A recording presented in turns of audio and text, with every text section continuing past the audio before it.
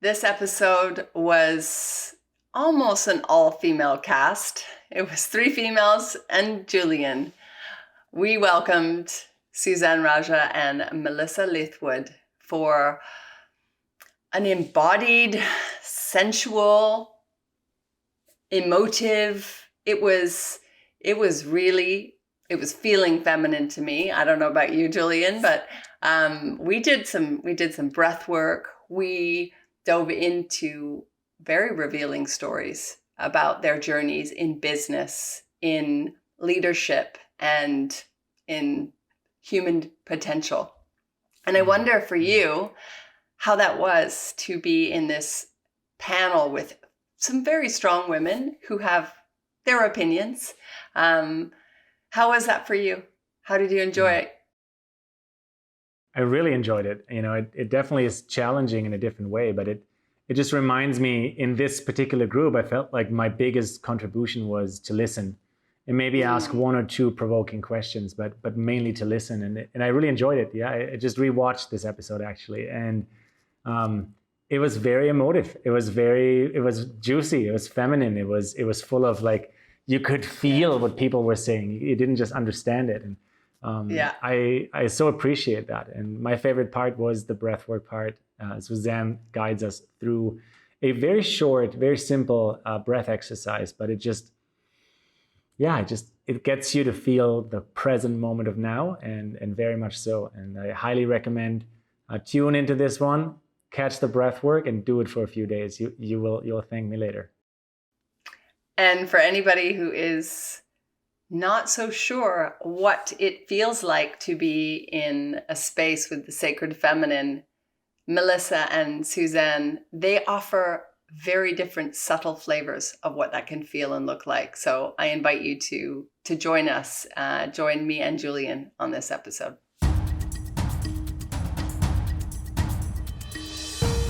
We are breaking the rules of business as usual. Join this exclusive Alter Braintrust series with Hope and Julian.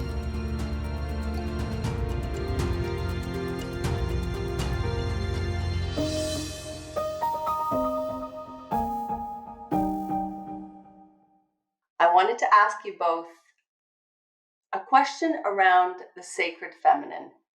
Having both of you grounding in this space, this virtual space, Melissa, as a guide and holder of space for women, and Suzanne, with your focus on feminine intuitive perception, how does infusing the sacred feminine in business challenge and redefine traditional norms and rules? Let's begin with you, Melissa. Yeah. Well, coming from a traditional business background where I had done 7 years of PhD study in a Canadian Ivy League university, where I learned about serial entrepreneurship and exit strategies and all the good stuff around investing. And when I left that and stepped into my own consultancy, into my own entrepreneurship, I kind of quickly learned that I had some freedom to do what I want. And when I kind of got that inkling of that I can do things in a very unusual way by blending business and energetics, that's when a lot of personal fulfillment really came into play. And the clients that traditionally I was working with started to fade away. And I made space for a lot of really interesting rebels that were coming in who were interested in this new paradigm where they could honor women, honoring women entrepreneurs, honoring their intuition, their inner compass, realizing maybe even for the first time, and I can certainly relate with it because this is where I was at before, realizing for the first time that they could do things their way and not have to follow a template or to follow business as usual. And so in business school, we often thought about, and we're given case studies of businesses, and you learn a lot about different business models and how, X, Y, and Z business does it this way and how that business does it another way. And I think that's really great. But then when you see those, you can fall into a trap, and I can relate to this, where there's some copycatting kind of going on, where when you're new to business, that can certainly, I think, override a lot of intuition, where it's like, oh, I think others kind of know better because they've been in the game a lot longer. Let me learn from them. And I think learning from others is really great. But when we get to step into our own sacred feminine, which is to honor our own intuition, our own inner compass, and our truest, highest self, that we quickly learn that we can do it however we want to do it. I really feel into that. We can do it however our compass calls us to. How does this sit with you, Suzanne? Oh, I just love listening to women speak. I have to tell you, they're just so wise and just like sitting here going, ah, this is so good. Oh, well, I would start by saying that I would start by telling you a story. And that story is, I'm married into a family, Indian family. My husband's Indian, I'm Jamaican.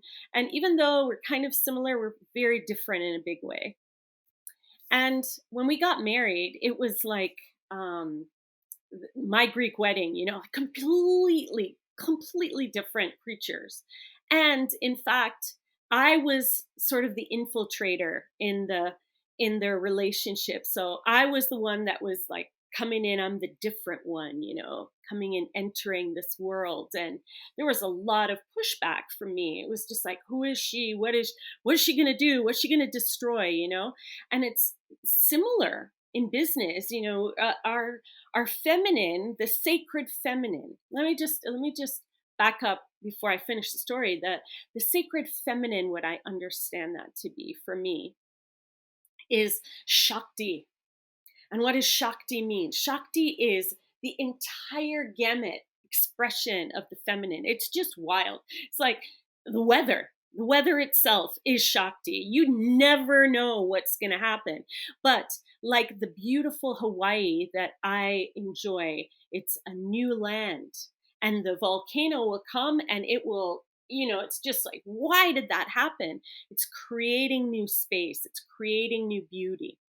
So that's Shakti. That's what the feminine brings to business and everywhere else. Well, back to my story. I had a family that I was marrying into that were just like, what is she going to do? And a particular family member was very, strong in business. He was just like, he knew his thing and he was a wonderful man. Everybody was afraid of him. Here's the thing. When I met him for the first time, my husband didn't even let me know that he wasn't into me. And because of that, I guess, I ran into the house and I was like, I'm so happy to meet you. And I ran up to him and I hugged him and I kissed him on his head. And everyone else in the house, they were like bracing for it. They were like, oh, what's he going to do? Because he's the head honcho, right? So what the Shakti does, what the sacred feminine does, is she breaks in with love. She breaks in with love. And what did he end up doing? He stopped for a minute. He turned to his wife, who was like terrified. And he said, go to the bank, open up our account, give her everything.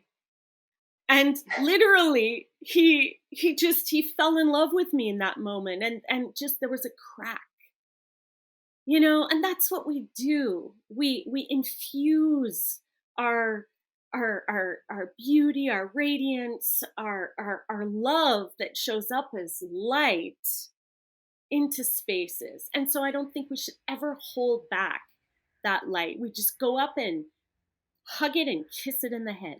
That's what I have to say. Are you feeling that light, Julian? Yeah, it's a tough gig for me because I'm like, I just want to hear the three of you speak in this episode. This is fantastic. Oh.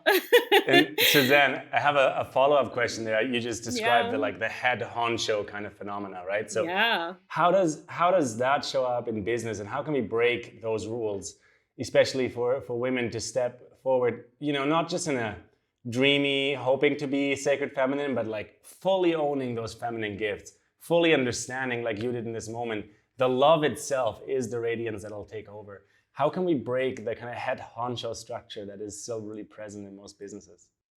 Thank you, Julian. Thanks for asking that question and being here too and receiving us the way that you are. So appreciate that. It's like this very conversation that we're having here. It's this dynamic that's going on right now. The old structure may have been that there is the head honcho that is the, more of the patriarchal looking, there's no women in that area sort of way. And I think what we need to do is we need to appreciate each other. We need to appreciate what we all bring, all of us. So I feel like, for instance, here there's 3 women here, and then there's Julian. And to begin by appreciating what they have brought and what they have to bring. And from that place, I feel like there's an opening for all of us. And it's not just to appreciate the men, but it's also to appreciate the women as well. I hear so much about the infighting that goes on in careers, in places where there's a whole lot of people together, and it's like, how can I reach the top? And the idea is that everyone has their unique, beautiful, exquisite wisdom and power to offer. And that if one wins, then we all win. And that if we come with this, intention and this way of being, that we're here so that we can all win and then totally bring what we've got, then there's a collaboration that starts to happen. And who needs to be leading leads. We'll just naturally lead, and everyone else will follow in line, knowing that no one loses if that person's in the forefront, because we're all together. We're together in this. And I feel like that's what's needed. It's that cohesiveness that's so needed, and so we're ready for it. I love how you're leaning in. Actually, both of you, when you're speaking, you're really physically leaning in. There's this invitation that you're offering that I love to see women who are really in their bodies. And I know both of you, and that you both strike me as women who are in their bodies. What does that mean for you in the world of being a woman, like really being in your body or embodied? Oh, I'd love to hear from Sister Melissa.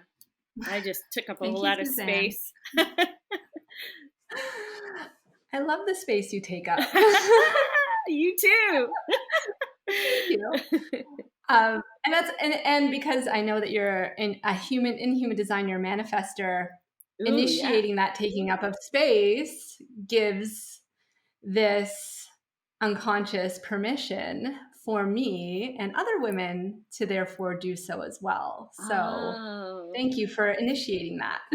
Yay! And I wonder, Melissa, if you can share for those who don't know what human design is, just a little brief invitation opening of what is human design and your work with women and in business in human design. Sure. Yeah. And I have a really profound connection with that and the sacred feminine as well. So, okay. So I'm studying at the International School of Human Design and BG5. These are the two official schools for human design. And I'll just give you a little snippet of what they are. So human design, it's the confluence really of 4 or 5 modalities. And so the modalities are the Ayurvedic chakra system, the 3,000 plus year old Chinese I Ching, the system of astrology, and then we've also got the Judaic tree of life, and then kind of peppered in there, you've got quantum physics, you've got biology, dealing with DNA. There's a lot of really fun stuff, but ultimately what it comes down to, it's like your personal owner's manual. And so this little energetic blueprint that you get.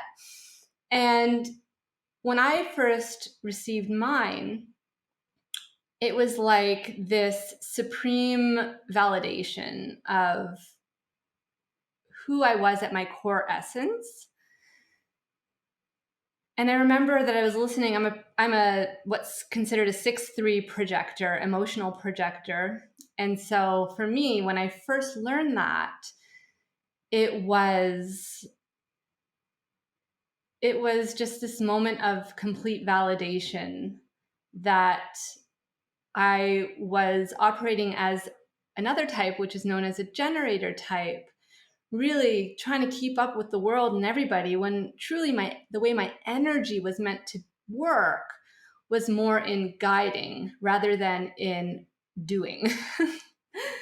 To put it simplistically, of course, there's a lot more to it. And so the work that I do is I blend human design, the gene keys. I'm also a certified gene keys guide, and I blend that in with business strategy. I'm also a certified visionary leadership coach. And so the women that come into my practice, they are rebels because they're really into the mystical. And so as Suzanne was speaking, she was really reminding me of this beautiful cusp that we're just coming up to in 2027, which is where, according to human design, the planet is shifting its frequency. And we're moving from this frequency that we've been in for 400 years or so, around that, which is this cycle of planning. We've built our civilizations, we've had head honchos, we've reached for the top.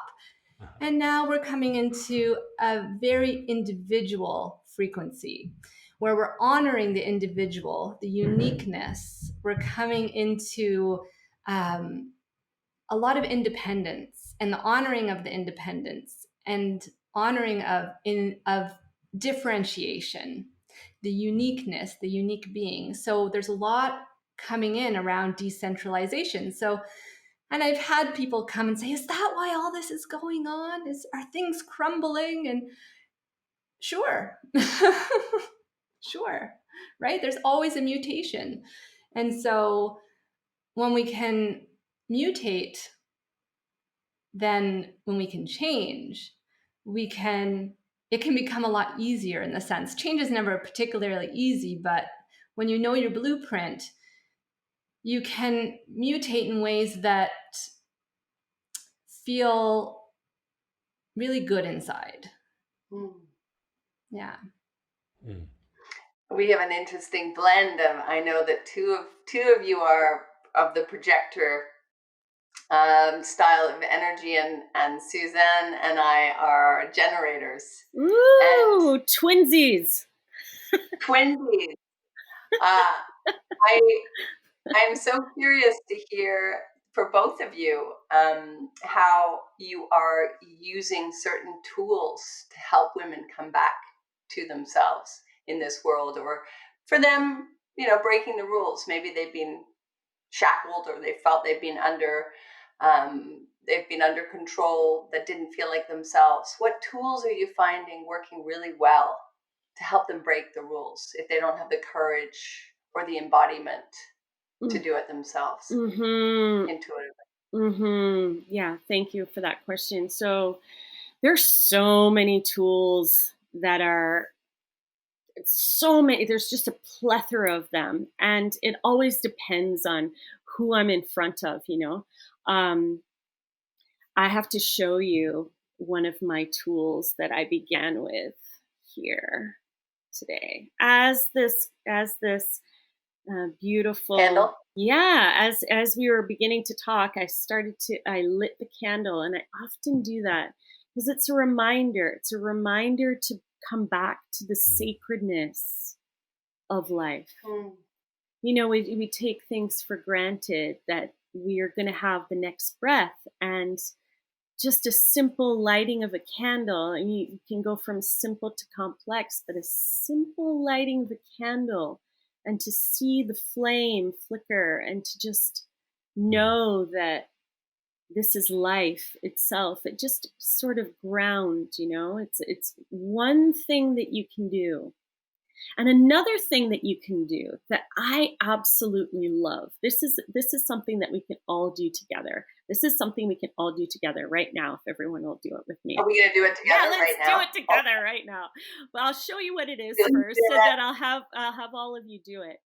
So it's a breath exercise, okay? So it goes like this, and I'll explain it. So you're going to take a deep breath in, and then you're going to take 3 small ones, sips, and hold it. 2, 3, 4, 5, as long as you can. And then you're going to let go. So really what it is a big breath, and then a hold, and then exhale. Okay? This breath might seem simple, but it's powerful. And I'll explain why after we do it, but I want you to feel it first, okay? So you're going to do it with me. So we're going to take a deep breath in, and then 3 sips at the top. Hold it. Hold it. Hold it. Bring your shoulders up. Hold it. Tighten. Exhale. Drop your head. One more. Breathe in. 3 more sips. Shoulders. Bring your arms up even. Hold.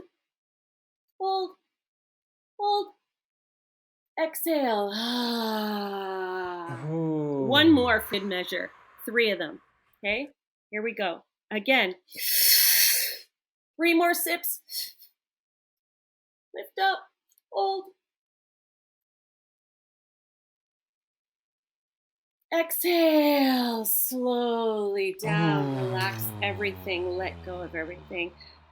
And then rub your hands together. Make some heat in there. Build some heat. Put your hands behind your neck as far as they can and pull forward. Give yourself a nice neck rub. There you go. Yeah. Whew. Simple as that. Speaking of simple embodiment as that. And you don't have to stop. This is your body. You can go on your arms and come all the way down. And you can have that anytime. See, Melissa's just taking it to the next level, right? Of course. This is yours. So your body is just yearning for contact. And if you won't give yourself that contact, you're not going to be able to feel it outside. So it starts inside. Just the little things, just the little things. Little things. Oh my goodness. This is different from a panel of men, Julian. Am I correct? You are correct. And Suzanne, thank you so much for bringing up the embodiment exercise as part of the, a beautiful detour of answering the question, what brings us back to our body? And, nothing better than breath. Love any form of ritual that allows me to come into the present moment. And in fact, it has been women that brought those into my life as well. I want to break the rules, thank you.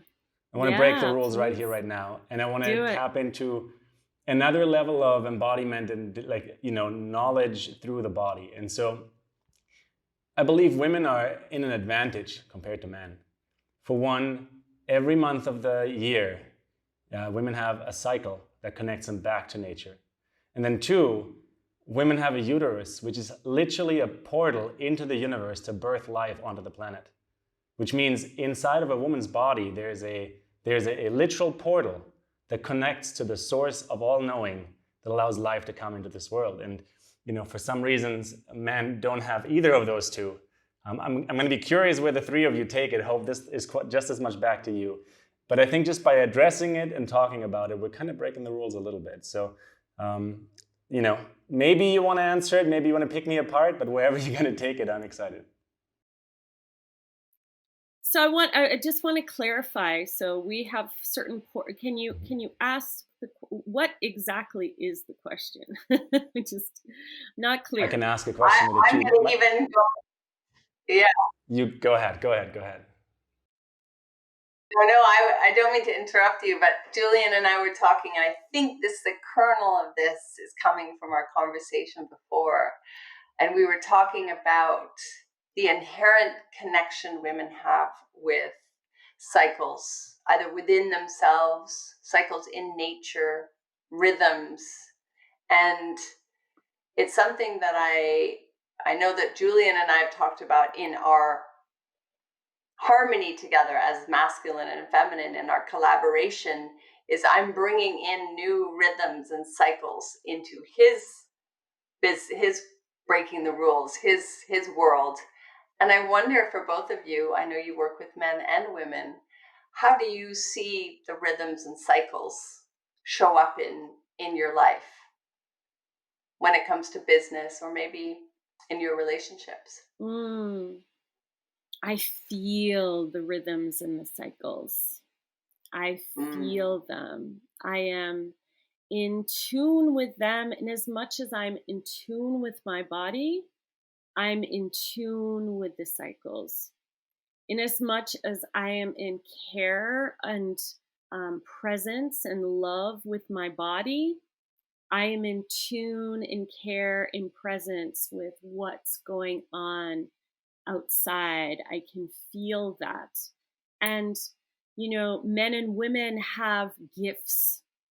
We have gifts that equally are valuable, equally that we bring to the table.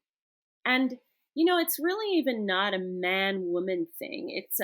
It's more of a masculine energy and a feminine energy thing. Because some of us don't have uteruses. They've been removed. And some of us, like me, I'm in my menopausal time of my life where I don't have those monthly occasions of wisdom that way, but I have it in other ways, and it's tapping into your body's rhythm and loving and caring for your body is a way to tap into the rhythm of life. The nature, you go into nature to come back to get in tune with your own nature. And so when you are in tune with your body, you're in tune with the rhythm of life itself. And so for us to, man or woman, come back into the rhythm of the way things are, we must be in tune with our bodies. And those with a more masculine bent that are more cerebral, and that would mean more in tune with the consciousness of what is going on, like being able to oversee and see what's happening down below and be able to know how to act in a moment.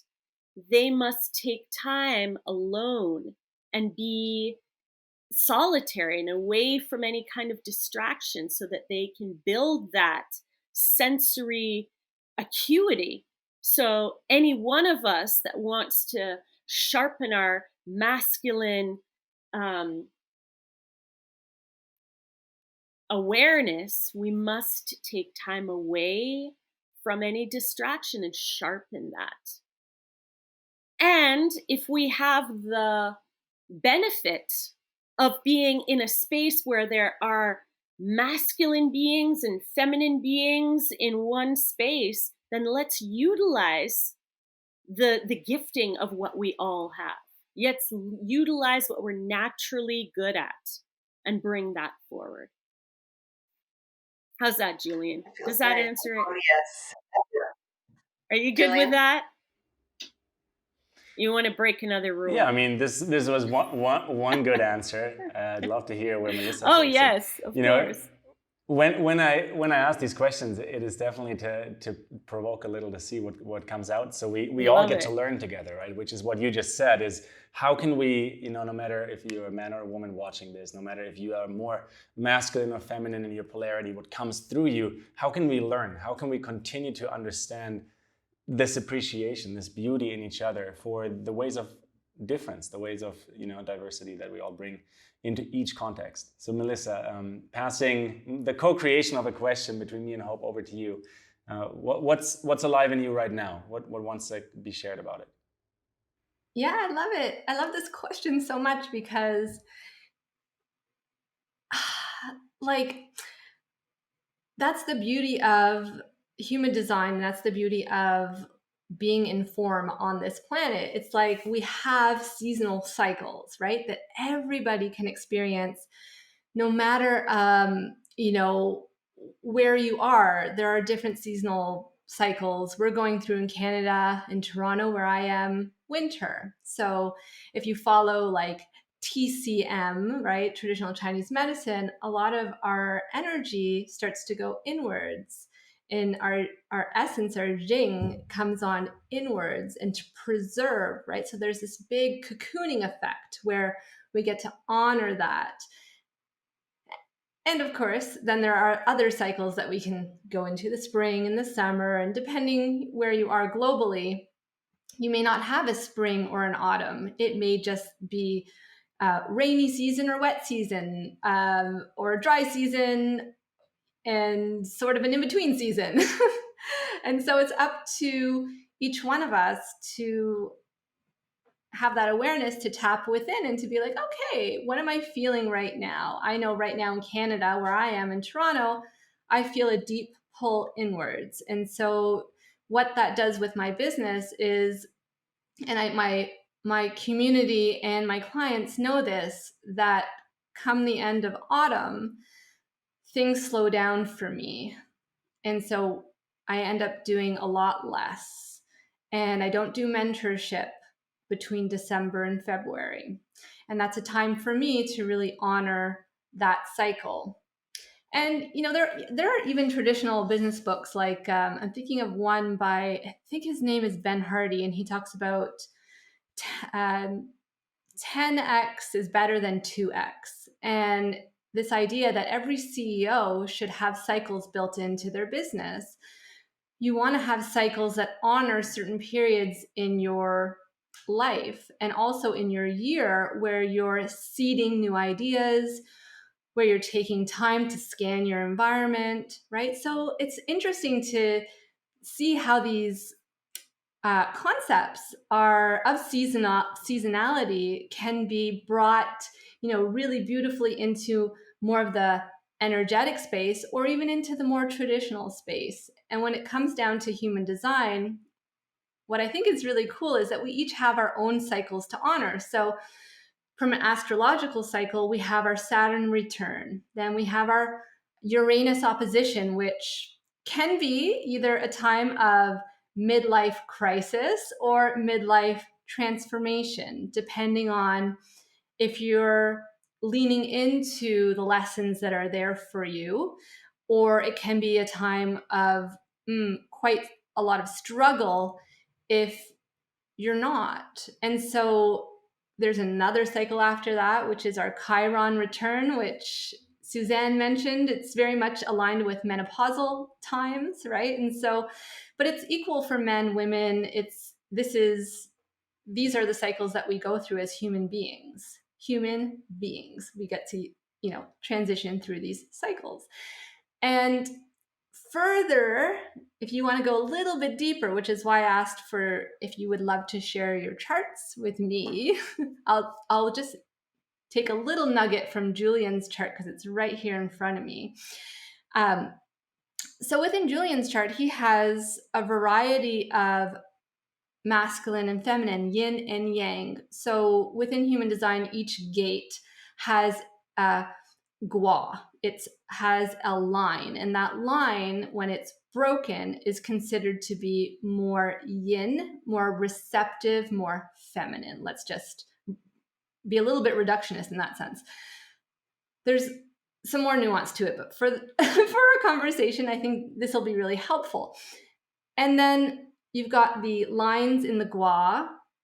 For anyone who would love to look up their human design chart, you will find this super fascinating. So the lines that are not broken, these are the yang lines. And so each gate within the chart can have either a yin or a yang expression to it, either a highly receptive energy to it, or it can have a very initiative, fiery type of energy. And so within Julian's chart, you have a really interesting balance. You've got masculine and feminine. You've got some of the gates going that are masculine. You've got some that are feminine that are balancing each other. And your beautiful defined heart center or willpower center, it's this mix of feminine, masculine, and masculine. So I'm curious how your willpower expresses for you, because the majority of it, which is 80%, is in masculine initiatory energy. Even though you're a projector, which is not here to initiate, that willpower does have an initiative energy to it, which of course you would balance out with your non-sacral energy as a projector. And so, yeah, I'll leave it at that question, but it's quite interesting to see that play out. And even within myself, just to leave you with a little nugget of how that worked for me, I had been taught or conditioned for most of my life to be a go-getter. And I went through a series of burnouts, affected my health greatly. And when I came to my human design chart and I saw that my chart has 76% yin, receptive, feminine energy, I was like, no. I definitely have not been operating in that energy. I have been operating very much in the masculine for most of my life, especially 7 years in a business school, which is highly masculine energy. There's very little for receptivity that goes on there. And so for me, when I found that out about myself, I was like, well, then let's experiment. And when I started to honor that feminine that was in my chart, a lot of really cool miracles started to happen. And a lot of amazing clients, high-paying clients, prominent clients that I can't name came into my world. And I was like, and they were just, I don't know if starving's the word, but just really, really ready for this new way, this new paradigm, this new way of doing business that honors the feminine. So Julian, I wonder, I'm curious if anything rung for you in Melissa's invitation. Well, so much, this entire episode already. I mean, just in Melissa's invitation there. And thanks for going, kind of at least 2, if not 3 levels deep into the human design. We'll make sure to put, at the very minimum, my chart into the episode as well, so people can look it up. Or if you're all okay with it, we can put all the charts in there. Personally, I absolutely resonate with that. That was my first experience, more than a handful of years ago when I saw my human design. There's 2 or 3 elements in it that really allowed me to understand how I was perceiving the world and how I was, kind of maneuvering the world. I've lived already on 3 different continents by then, and realized this is why I've found my way everywhere, because I know how to basically operate through my body graph, right? And so as a projector, if somebody who's a projector and listening, it is tough because you're not supposed to initiate all the time. And I also got taught very much to be a go-getter, and life rewards you, or has at least in the past rewarded you for that. And so for me, it's this right balance. I also work with clients in the consulting and coaching space, where I often open the door to bring in the gene keys and the human design, because I believe at this point almost everyone wants to go that deep. Not everyone's ready for it from day one, but almost everyone somewhere deep down wants to go that deep, just like most people. And that's why we're having this conversation with the 2 of you, want to understand more of the balance of masculine and feminine within themselves and for our society at large, rather than making it like a placative, kind of provocative statement of it's just this way or it is just that way. And so that balance, that context, the human design has helped me understand myself better in that, and still does. I'm not done with it. I would say, yeah, please. One of the first times we met, Julian stood up at the table with his amazing girlfriend and our friends around the table, and he basically just extended his hands in this invitation and said, I'm a projector and I want to work with all manifestors around me. Put your hand up. He has I did say that, didn't I? ability to invite collaboration and alchemy, especially, I would say, Julian, between men and women. And so this brings me to my question for both of you. In your work, in your experience, when have you had beautiful experiences of that harmony of bridging men and women together in a particular way, or in a really inspiring way that stands out to you? Oh my goodness, so many times. But I really feel recently, for me, working with couples, particularly power couples that they're both go-getters. They're both going for it, and they're doing really great outside of their intimate relationship.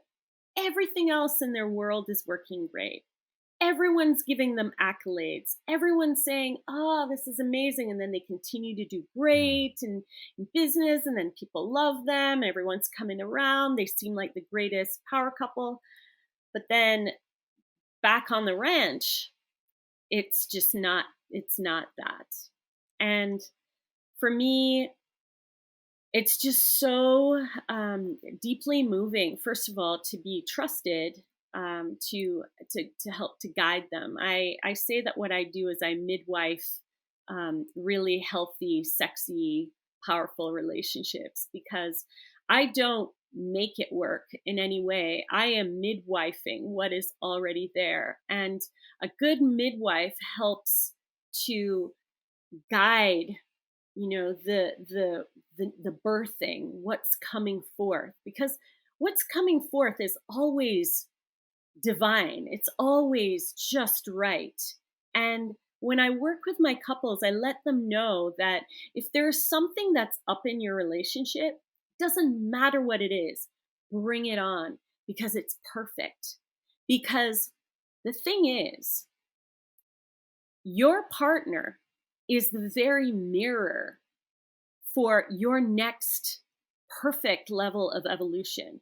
And so if they're bringing you something that's really getting you, and you just feel like, I can't deal with this, it's not that you can't deal with this.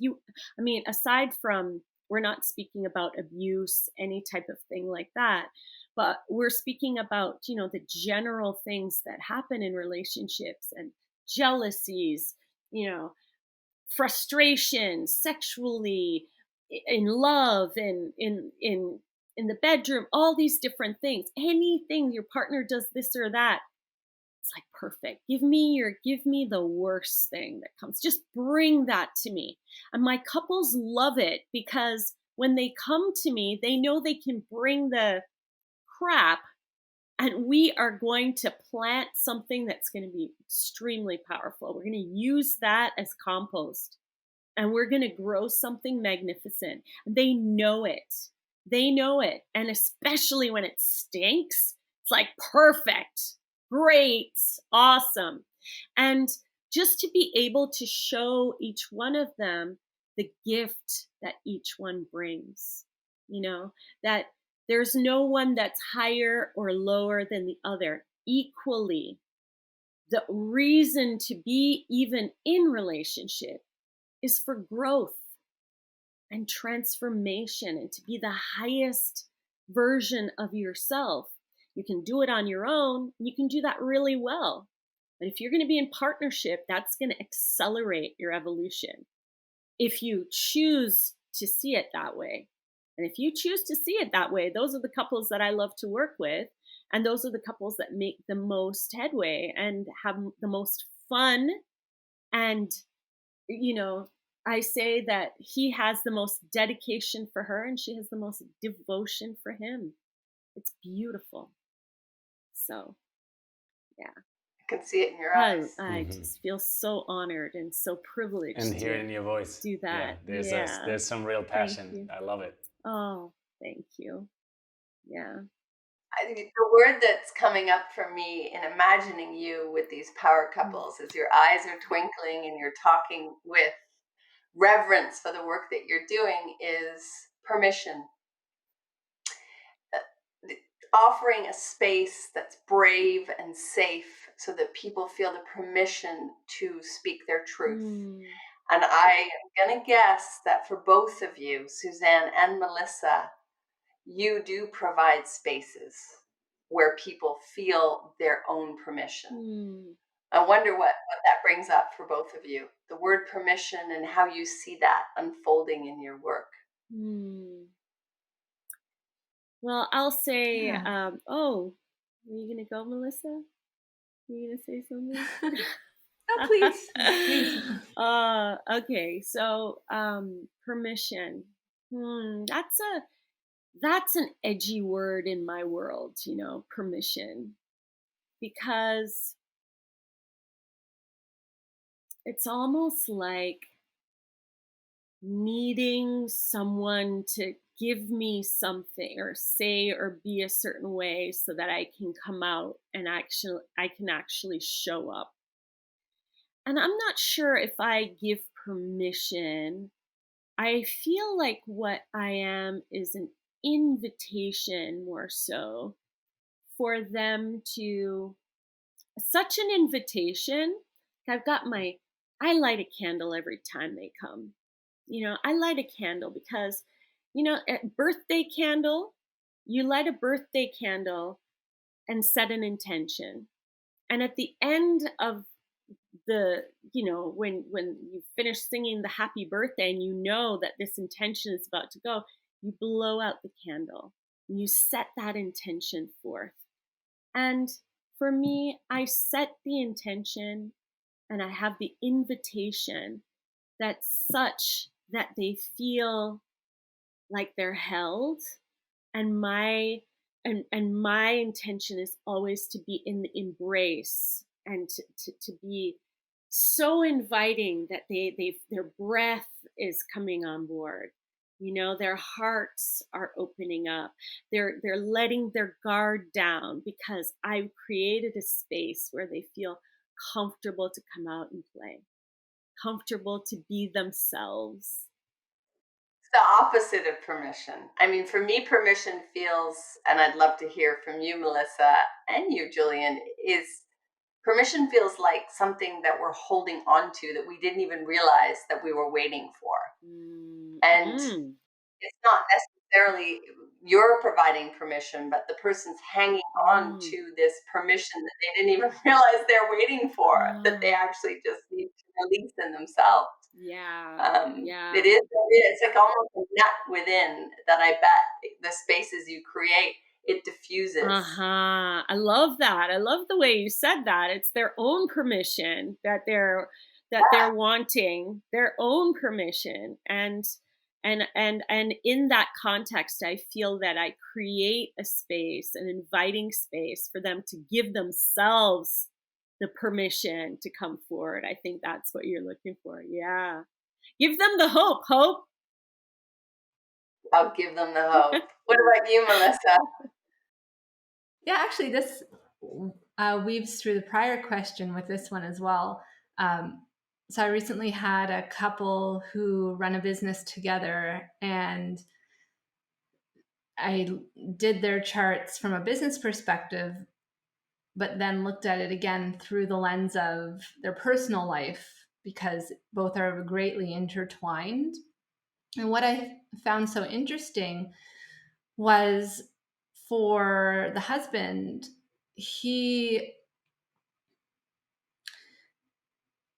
for the first time, he had validation, could be considered permission, self-permission, to explore self-love and self-worth. Because within his chart, there was a great deal around expansion in this lifetime for him that comes through that. And that ended up being a huge piece of confirmation for him and his wife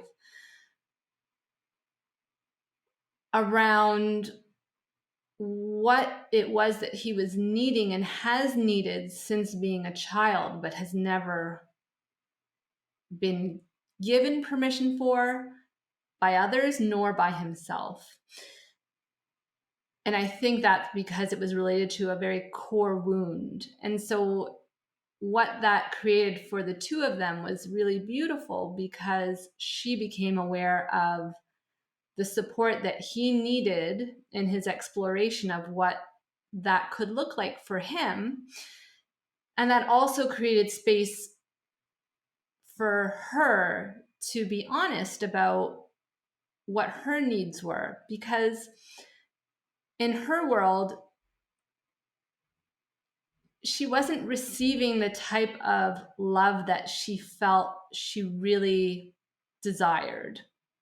And he felt he was giving what he could, but he knew that he didn't even understand the concept of self-love. So how could he love another and satisfy that love without first having satisfied the self? And so there was a really interesting moment of growth between the two of them, where there was this internal permission, validation to explore that however they wish to. I wasn't prescriptive, but basically the permission, the invitation, as Suzanne so beautifully said, was that this is valid for you to explore. What a stunning weave. Yeah.